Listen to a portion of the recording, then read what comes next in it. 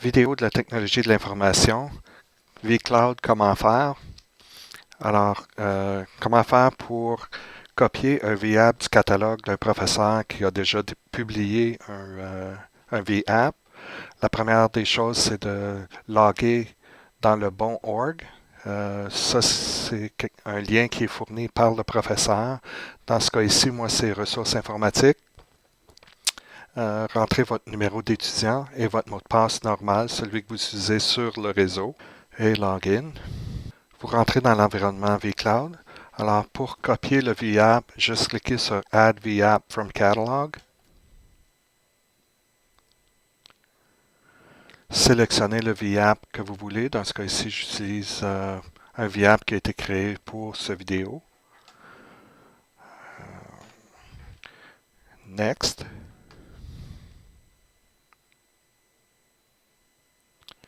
Dans le nom, utilisez un nom qui est facile à reconnaître, qui inclut votre numéro d'étudiant.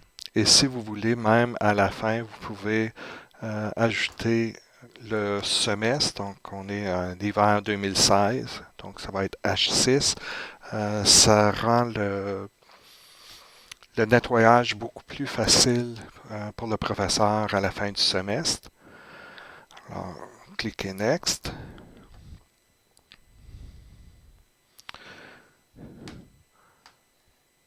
Profil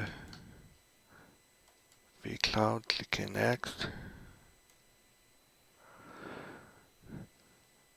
Le réseau a déjà été configuré, donc cliquez Next. Et finalement, si vous avez un choix de grosseur de disque ou de mémoire ou le montant de processeur à utiliser, c'est ici que vous faites la modification. Par contre, utilisez les paramètres qui vous ont été donnés par le professeur parce que son environnement est limité. Si vous utilisez trop de mémoire ou trop de CPU, c'est possible que les VM des autres étudiants ne fonctionnent pas. Donc, utilisez vraiment les paramètres qui vous sont communiqués par le professeur.